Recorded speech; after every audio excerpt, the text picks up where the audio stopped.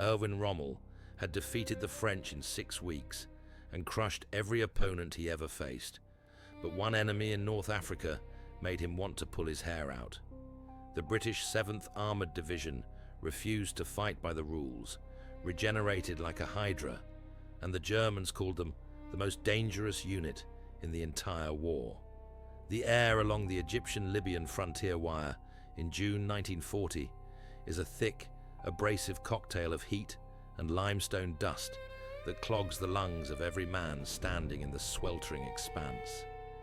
Inside the cramped hulls of vintage 1924 pattern Rolls-Royce and Morris AC-9 armoured cars, the men of the 11th Hussars, the cherry pickers, wait for the signal that will transform their reconnaissance duties into active war. The metal hulls radiate heat like ovens. The smell is overwhelming. Hot oil, sand, and the sharp tang of nervous men packed too close together. When Italy declares war on the 10th of June 1940, these units do not wait for orders. They cross the wire within hours, launching aggressive, decentralized raids that leave the Italian 10th Army reeling. An Italian supply convoy rounds a bend and finds 3 British armoured cars blocking the path. Machine gun fire rips through the canvas covering. Men scream. The convoy disintegrates. The British seize Fort Capuzzo in a lightning strike that catches the garrison eating breakfast. The fort's defenders surrender without firing a shot. To the watching German observers, already monitoring the situation for their struggling Italian allies, this is warfare conducted by amateurs. But what the Germans do not understand yet is that these amateurs are rewriting the rules. The British vanish into the desert before Italian reinforcements arrive. The Germans find this style of combat professionally offensive. It violates every principle of the Prussian tradition: the clean, decisive clash of arms, the respect for hierarchy, the orderly application of overwhelming force. A German liaison officer writes in his report, "They fight like bandits, not soldiers." But the results are undeniable. Fort Capuzzo falls. Supply lines are severed. Within weeks, the Italian 10th Army is in full retreat. This paradoxical unit was born from the true mobile force, mocked by its own officers as the immobile farce due to its initial lack of equipment. But under Major General Percy Hobart, the division transformed. Hobart treats the desert not as a traditional battlefield, but as a vast ocean where tanks navigate like ships. He teaches his men to read the terrain like sailors read currents. The 11th Hussars write the book on armored car tactics, using speed and terrain knowledge to harass Axis spearheads and disappear before counterstrikes materialize. The metallic ping of small arms fire against thin armor becomes a familiar sound. The British are ghosts. The stakes are existential. The Suez Canal lies only a few hundred miles to the east.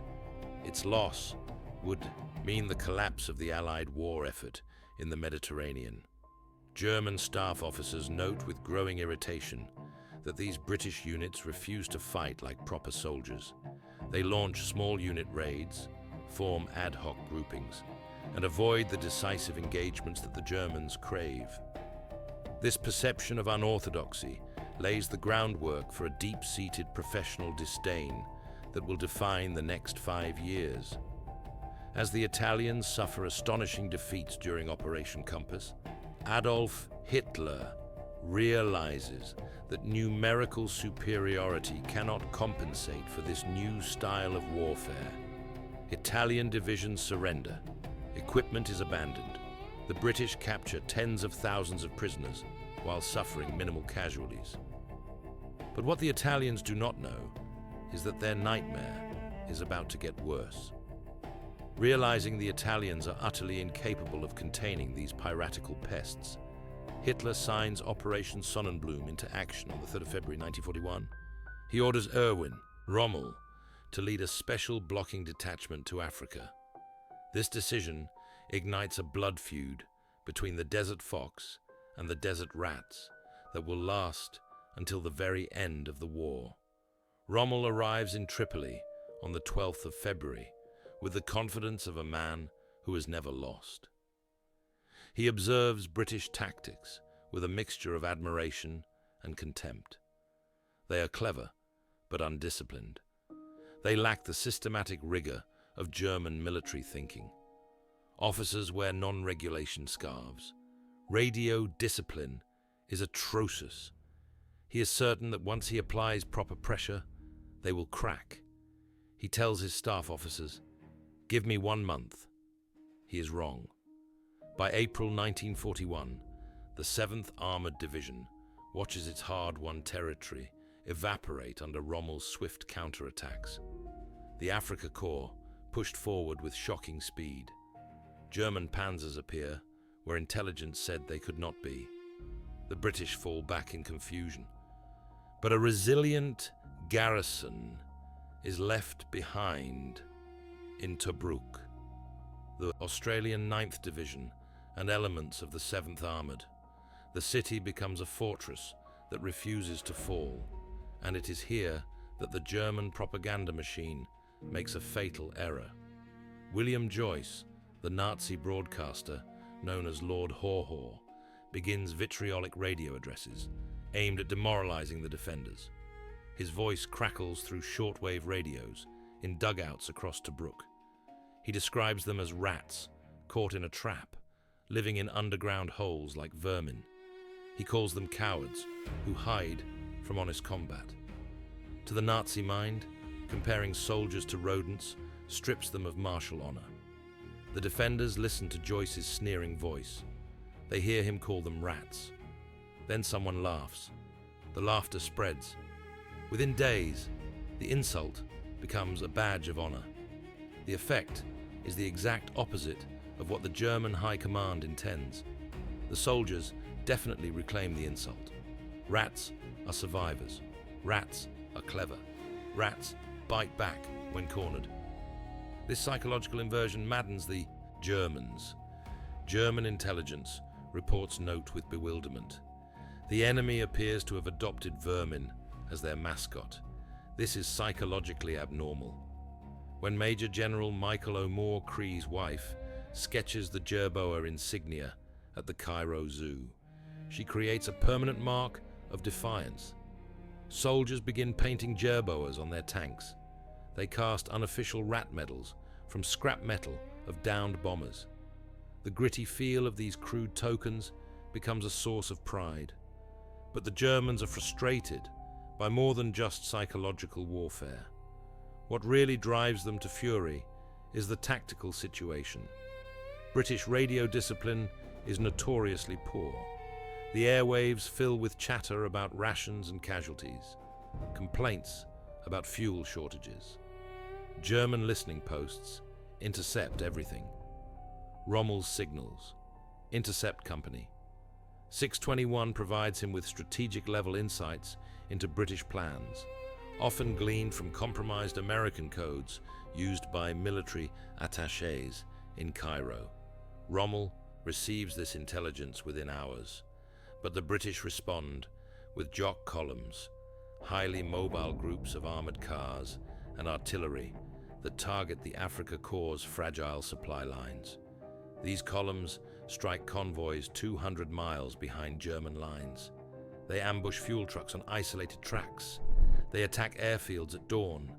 The Germans operate at the end of a quartermaster's nightmare. Every lost supply truck is a visceral blow. The endless drumfire of British 25-pounder artillery becomes a sound that haunts German positions. Shells scream overhead day and night. The ground shakes. A German soldier writes in his diary, "We can fight tanks, we can fight infantry, but we cannot fight artillery that never stops." If you're enjoying this deep dive into one of history's most intense military rivalries, make sure to subscribe to the channel and hit the notification bell so you don't miss our next video. Rommel prepares his final assault to crush the Tobruk garrison. His staff delivers detailed plans His panzer commanders rehearse maneuvers. Victory seems certain, but then his intelligence officers bring him news that makes his blood run cold.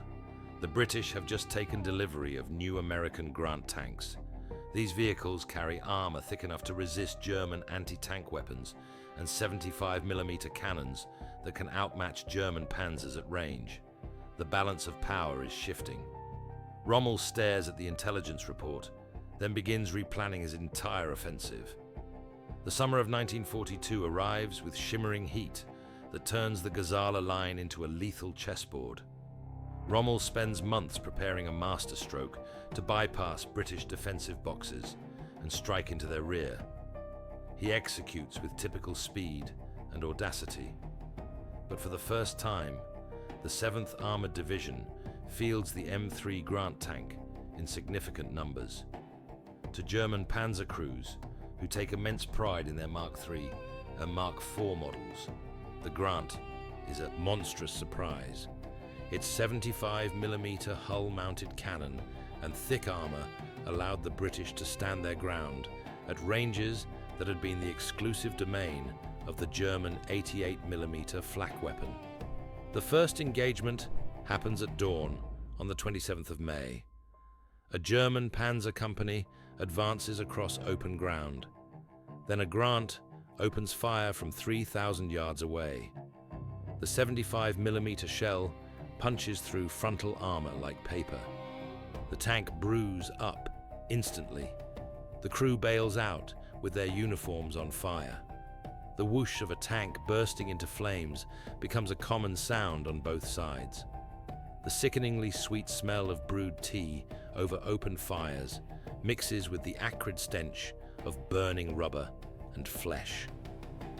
German enmity reaches new heights during the Battle of the Cauldron. Rommel's forces become dangerously trapped with their backs to British minefields in a depression the Germans call the sausage pot. For the first time in the Desert War, Rommel finds himself on the defensive. British artillery pounds the cauldron day and night. Water runs out. Fuel runs low. For German staff officers, the desert rats represent constant professional irritation that goes beyond tactical frustration. They refuse to fight a clean war. They discuss preparations openly on the radio, complaining about lack of fuel, griping about broken-down tanks. German listening posts intercept it all.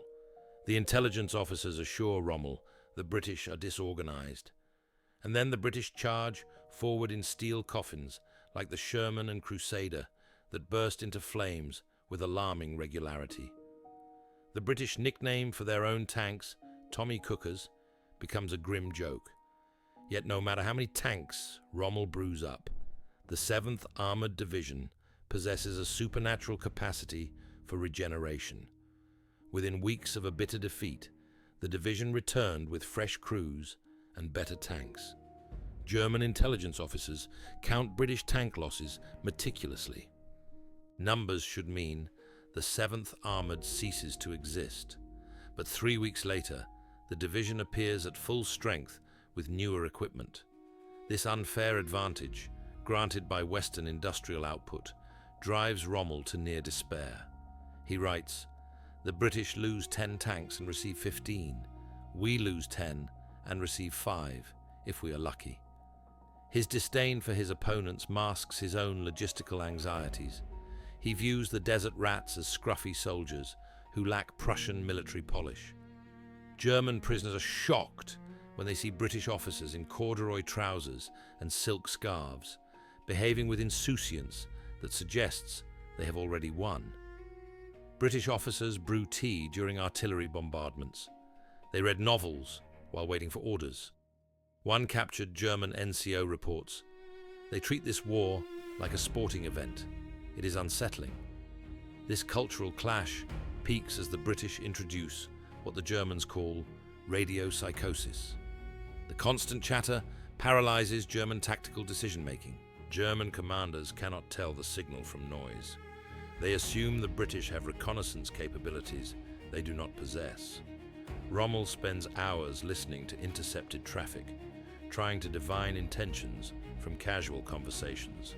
But what the Germans do not realize is that their greatest triumph is about to lead to their greatest disaster.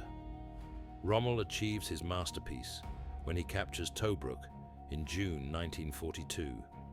The fortress that resisted for 8 months falls on the 21st of June. 33,000 prisoners march into captivity. Warehouses full of supplies fall into German hands. Rommel is promoted to field marshal. He prepares to drive into Egypt and seize the Suez Canal. But as his columns stream east, intercepted signals reveal a disturbing truth.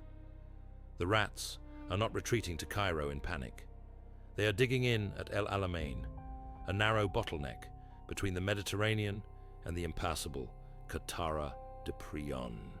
Here, Rommel's room to maneuver will be completely eliminated. The trap is set, but the story of German hatred does not end in Africa. The rivalry follows them to Europe.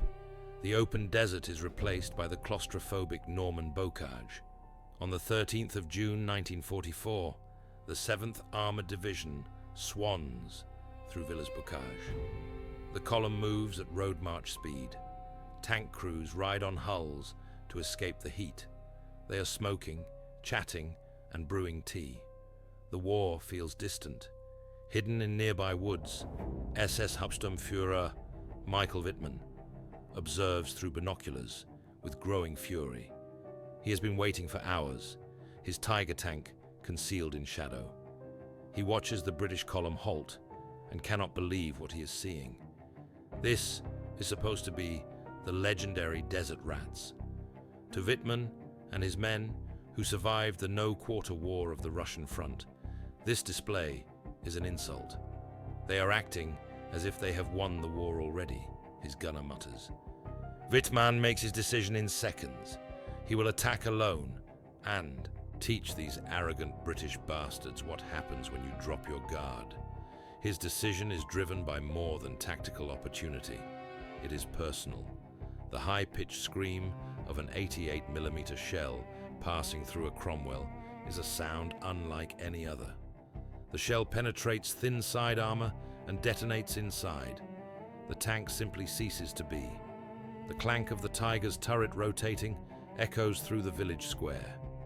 Each rotation brings the cannon to bear on a new target. The smell of baking bread mixes with burning rubber and cordite. Within 15 minutes, Wittmann transforms the highway into a graveyard. Burning Cromwells line both sides of the road. Bodies lie in ditches. Survivors flee into buildings. Wittmann pursues them into the village, his Tiger crushing garden walls. Operation Perch ends before it truly begins. But the Germans made a critical mistake. They assume this proves the Desert Rats are finished. German enmity is now fueled by a new observation. The Desert Rats have become too experienced. Having survived 5 years, veterans are unwilling to take the high casualty risks required to break the German line. They are burnt out. To the German tactical mind, the Desert Rats are no longer elite warriors, but a myth created by propaganda. The battle expands into the island, where the 22nd Armored Brigade is completely surrounded. Panzer Lehr attacks from the west. The 101st SS Panzer Battalion strikes from the east. For hours, the brigade endures fire that should annihilate them. German infantry prepares to accept the inevitable surrender. But what happens next shatters their assumptions. As the 22nd prepares for a final stand, the Allied artillery barrage suddenly pauses. The Germans think the British are surrendering. Officers shout orders. Infantry fixes bayonets. But the sky darkens, not with storm clouds, with aircraft. Hundreds of RAF Hawker Typhoons pass overhead in waves. Their rockets are aimed directly at German Tigers and Panthers. The screaming sound of rocket motors fills the air. Explosions erupt across German positions. The tactical superiority of the Tiger means nothing when attacked from above. Wittmann's legend grows. but the broader reality is clear. The desert rats cannot be destroyed by a single ambush, no matter how brilliant. Let us know in the comments, which World War II battle would you like us to cover next? The Eastern Front, the Pacific Theater, or more untold stories from the Western Desert? The final year sees the 7th Armoured move through Normandy's battlefields into Belgium and the Netherlands. German hate evolves into dull professional frustration. The German army is collapsing. Units are under strength.